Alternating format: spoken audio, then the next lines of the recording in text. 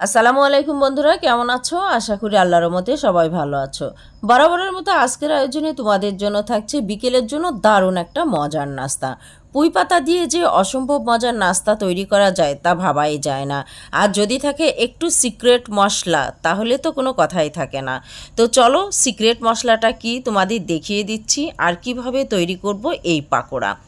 তো এই পাকোড়া তৈরি করার জন্য এখানে আমি 100 গ্রাম মতো পুঁই পাতা নিয়ে নিয়েছি। পুঁই পাতা যদিও একটু ওজনে ভারী, তাই কয়েকটা পাতা নিলেই কিন্তু ওজনটা বেশি হয়ে যায়।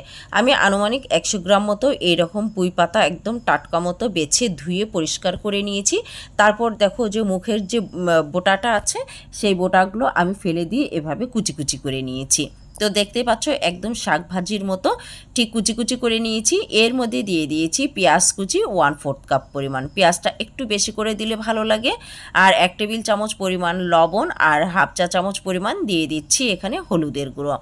তো এখানে লবণটা আমি বেশি দিয়েছি কারণ এখানে দেখো আমি হাফ কাপ পরিমাণ আগে থেকেই কিন্তু মসুরির ডাল ভিজিয়ে রেখেছিলাম। তো খুব সুন্দরভাবে ভিজে গেছে। এরপর আমি এখানে ব্লেন্ড করে নিচ্ছি। তো অবশ্য তোমাদের কাছে ব্লেন্ডটা না থাকলে পারে শিলপাটা দিয়ে কিন্তু সুন্দরভাবে বেটে নিতে পারো।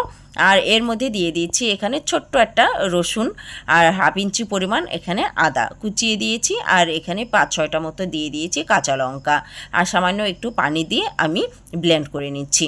তো বন্ধুরা মরিচটা একটু কম বেশি করে নিতে পারো। আর আমার কাছে মনে হয়েছে যে এই পুঁই পাতার বড়ায় একটু মরিচটা দিলে বেশি ভালো লাগে, তাই আমি মরিচটা একটু বেশি দিয়েছি। তারপর সুন্দর করে ব্লেন্ড করে পুঁই পাতার সাথে একদম মিশিয়ে দিচ্ছি। আর দিয়ে দিচ্ছি এখানে গ্রাম ফ্লোয়ার বা বেসন 1/4 কাপ পরিমাণ। তো আসলে কম বেশি করে নিতে পারো উপাদানগুলো যে যতটুকু তৈরি করবে। আর একটু ক্রিস্পি হওয়ার জন্য 1 চা চামচের 6 ভাগের 1 ভাগ দিয়ে দিয়েছি এখানে বেকিং সোডা। আর সিক্রেট মশলাটা হচ্ছে এখানে মিট মশলা।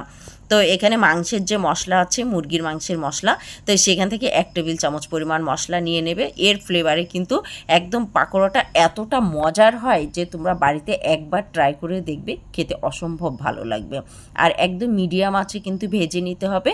অল্প আঁচে ভেজে নিলে পাতাটা খুব সুন্দরভাবে ভাজা হবে এবং একদম মচমচে হবে। তো ভিতর থেকেও সুন্দর হবে, উপর থেকেও সুন্দর হবে। কড়া আঁচে ভাজতে যেও না, যেহেতু পুঁই পাতাটা ভারী হয় এ কারণে কিন্তু সিদ্ধ হতে একটু সময় লাগে। তো অল্প আঁচে যদি ভাজো তাহলে যেমন ক্রিস্পি হবে খেতেও কিন্তু মজা লাগবে। তো দেখো এর কালারটা দেখে বুঝতেই পারছো যে কতটা মজার হয়েছে। একদম ব্রাউন কালার করে আমি কিন্তু মচমচে করে ভেজে তুলে নিয়েছি। ডেকোরেশনের জন্য একটা বড় পুঁই পাতার উপরে সার্ভ করেছি। তো দেখো এর লুকিংটা দেখতে কতটা সুন্দর লাগছে আর এতটা সুন্দর ক্রিস্পি হয়েছে যে আমার পরিবারের সবাই খুবই পছন্দ করেছে। তো বন্ধুরা আজকের ভিডিও কেমন লাগলো? যদি ভালো লেগে থাকে তাহলে চ্যানেলটির পাশে থেকেও। সে পর্যন্ত আল্লাহ হাফিজ।